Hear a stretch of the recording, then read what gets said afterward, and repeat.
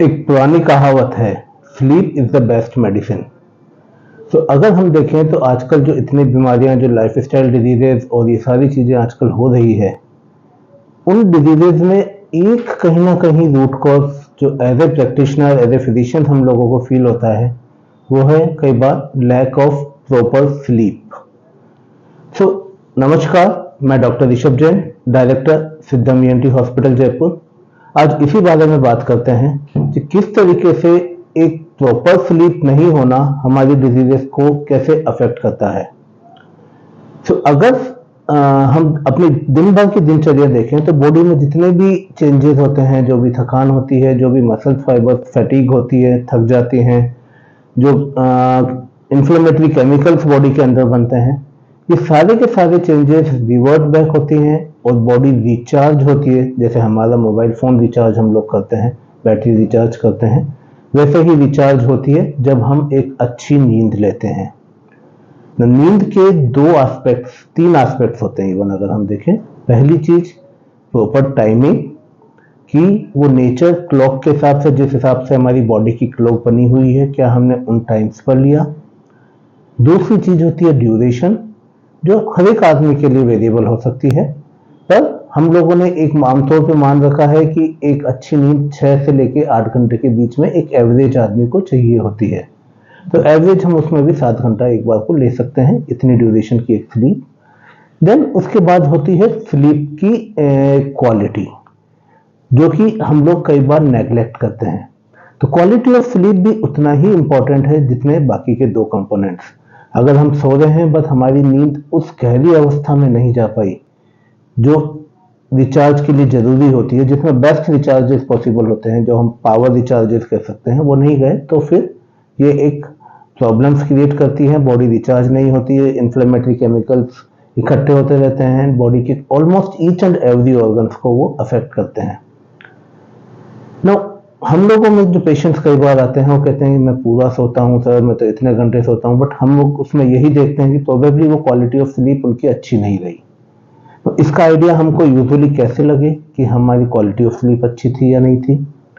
अगर सुबह उठने के बाद हमको फ्रेशनेस फील नहीं होता, प्रोबेबली हमारी क्वालिटी ऑफ स्लीप या ड्यूरेशन ऑफ स्लीप या हमारी स्लीप अच्छी नहीं थी।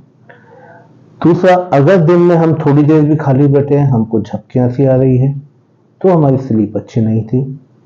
तीसरी चीज, हम बिस्तर पर जाते हैं, जाते ही सो जाते हैं विद इन ए मिनट, तो प्रोबेबली हमारी बॉडी की स्लीप क्वालिटी जो प्रीवियस डेज में रही है वो अच्छी नहीं रही।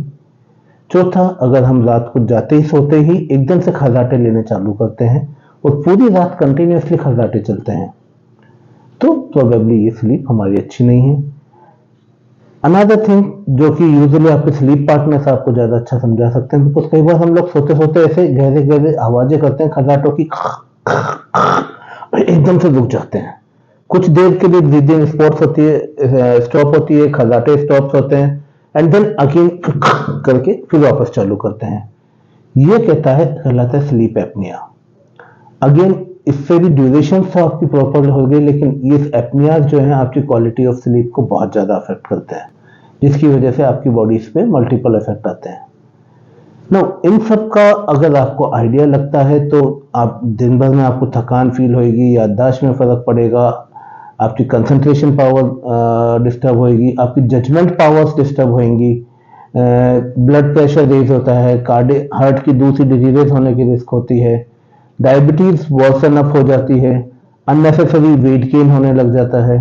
जैसे ये भी एक बड़ा कॉमन है, कई बार पेशेंट्स बोलते हैं कि सब ज्यादा नहीं खाती, थायराइड भी नहीं है, कुछ भी नहीं है, बट फिर भी वेट पुट ऑन हो रहा है।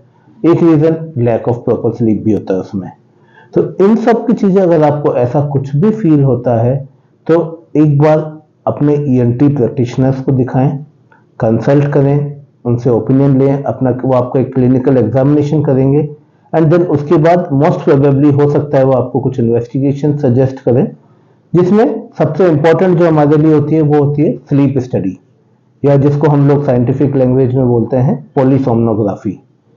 तो जब आप सोते हैं तो एक मशीन आपकी बॉडी पे लगाई जाती है, उससे कुछ इलेक्ट्रोड्स लगे होते हैं, उसमें मल्टीपल लेवल्स ऑफ स्टडीज होती हैं। तो यूजुअली हम लोग लेवल 2 या लेवल 3 स्टडीज हैं जो घर पे करते हैं। जितना ऊंचा लेवल हो, लेवल 2 है तो ज़्यादा बेटर है। लेवल 3 में डाटा थोड़े से कम होंगे, रिलायबिलिटी कम हो जाती है। लेवल 1 हमेशा हॉस्पिटल में मॉनिटर करते हुए अंडर ऑब्जर्वेशन करी जाती है। तो not for every patient. Level 2 is usually जो अभी इंडिया में बेस्ट है, जो बट अधिकतर जगह जहाँ हो रही है वो लेवल 3 हो रही है अभी। तो एक लेवल 2 या लेवल 3 पॉलीसोमनोग्राफी आपकी सजेस्ट कर सकते हैं। उसमें मल्टीपल डाटा हमको मिलते हैं कि आपकी स्लीप क्वालिटी कैसी है, आप कौन सी स्टेजेस में कितने गए, किस पोजीशन ऑफ स्लीपिंग में आप सो रहे थे तब आपकी स्लीप अच्छी थी, आपने टर्न किया तब आपकी स्लीप अच्छी थी, आप प्रोन पोजीशन में गए तो आपकी स्लीप अच्छी थी, कौन सी पोजीशन में आपकी कैसी स्लीप थी, क्वालिटी कैसी थी, वो सब उससे आइडिया लगता है। सोते वक्त आपके ऑक्सीजन लेवल्स कैसे चल रहे थे, खर्राटे आ रहे थे, नहीं आ रहे थे, एपनियाज हुए थे, नहीं हुए थे। जब ये इवेंट्स हुए उस समय आपकी हार्ट रेट रेगुलर ही थी या इरेगुलर हुई थी, या जस्ट हार्ट रेट इंक्रीज हो गई थी, इरेगुलर भी नहीं हुई थी। ये सारी चीजें उसमें पता लगती है। उस समय आपका ब्लड प्रेशर कैसा चल रहा था, बिकॉज नॉर्मली जब हम सोते हैं तो यूजुअली हमारी हार्ट रेट्स एंड बीपी दोनों फॉल डाउन होते हैं। अगर वो नहीं होते तो डेट मीन्स वो भी उसका आइडिया लग जाता है एंड वो अगेन एक इंडिकेटर हो जाता है। इस सारी चीजों का हम लोगों को उससे पता लगता है एंड उसके हिसाब से हम लोग आपका ट्रीटमेंट प्लान कर सकते हैं। सो गाइस, आई थिंक ये नॉलेज आपके लिए बड़ी हेल्पफुल रहेगी। मैं चाहूंगा कि आप सब एक अच्छी स्लीप लें। Have a good day. Thank you.